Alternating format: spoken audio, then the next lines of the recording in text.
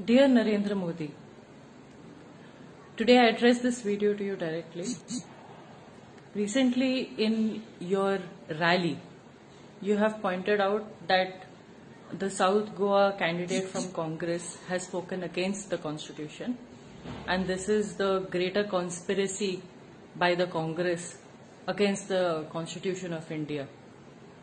Let me remind you and take you back to your own speech a few days ago in Rajasthan, where you called the Muslims of India as infiltrators, Ghuspethiye. That is the word that you've used for the Muslim community. And it is not the first time nor the only time that you have demonized Muslims of India. Now coming to the Christians, you and your party have demonized Christians. Your party people, their ranks, have gone into schools, beaten up nuns, gone and destroyed crosses, broken statues of Lord Jesus. Manipur is burning right now, and how many churches, 300 plus churches have been burnt there. In my own state, Goa. Your party henchmen and so many allied wings of the Sangh, they went and put a cross, put an idol in the property of a church and caused communal ruckus. The Christian community did not retaliate. The Muslim community has not also retaliated. But your crimes and your party's crimes against the minorities of India are unending. And every single word that you have uttered against the minorities, you have committed crimes against the Indian Constitution. Just to make political headlines, you take the protection of the Indian Constitution and invoke the name of Dr. B.R. Ambedkar. You and your party are the biggest criminals who have literally obliterated the Indian Constitution. People from your party, a union minister, called for a Hindu Rashtra. What does Hindu Rashtra mean? That it would replace the Indian Constitution as it exists right now? So many people in your cabinet have spoken about amending the Constitution or changing it altogether. Isn't that against the Constitution? When every time that you utter a word against the minorities, isn't that against the Indian Constitution? So who is the criminal? Who should be charged with sedition? I, as a Hindu today, I would like to point out to you, I am very happy living with my brothers and sisters from all religions, especially the minorities. Despite being a practicing Hindu, I go to church and attend masses with my Christian friends. I go for Eid celebrations with my Muslim friends. And for everything in life, I am standing shoulder to shoulder with them as they are with me.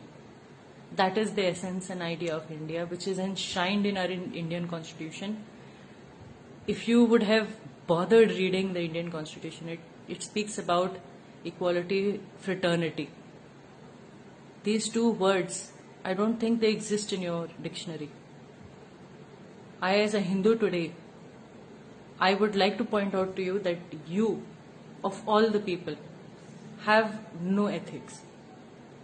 Absolutely no ethics. You speak about Lord Ram and invoke his name. It is shame on your part to do so. Lord Ram was Maryada Purushottam, who lived by ethics and a moral code of conduct. You have no moral code of conduct. You will do and say anything and everything under the sun to achieve political power, even if it means fragmenting our country into a million different parts, as long as it gives you political mileage. This is not India. And you, nor anybody from the Bharatiya Janata Party, has the right to do all of this. Today you may have so many institutions who work in your favor. The Election Commission of India has not taken action against you. for what you have said. It is in violation of the model code of conduct. You cannot use religion. You, Amit Shah, so many ministers from your party continuously play the religious card for political gains, violating the model code of conduct. Is this your code of ethics? Is this your respect for the Indian Constitution? Is this your respect for Dr. B.R. Ambedkar? Before invoking the name of Dr. B.R. Ambedkar, you should read the Indian Constitution that came from him and several others. If you read, each and every citizen of this country is equal. They have the right to practice, preach and propagate any religion that they want to believe in. And you are nobody, nor is your party anybody to come in the middle of it. And today I say this, that me and so many Hindus like me, we are standing for the very idea of India, for the Indian Constitution. Every single time that you and your party are going to commit transgressions against the Indian Constitution, we will be there as a shield to protect it. You have absolutely no right to invoke Dr. B.R. Ambedkar's name, nor ask people, isn't this against Indian Constitution? You have committed the worst crimes against our Constitution and our country, especially since you hold the highest post in the entire country and in the largest democracy of the world. Absolutely unbecoming of the position that you hold. Shame. You have shamed us not only in our country but abroad too. And for all the minorities, the people from the minorities that would see this video, please don't lose hope. Despite there being such a segment of rancid Sanghis who are communal and who sow such seeds of divisiveness amongst us, there are Hindus like me, and we are very many in numbers. We are there and standing with you, protecting the Indian Constitution along with you. And before I go, Modi ji, you may try and appease the Christian community by saying the Pope may come next year for a visit. Rest assured that all your shenanigans, all your tricks, all these mind games that you'd like to play, all this publicity and the narratives that you try to build,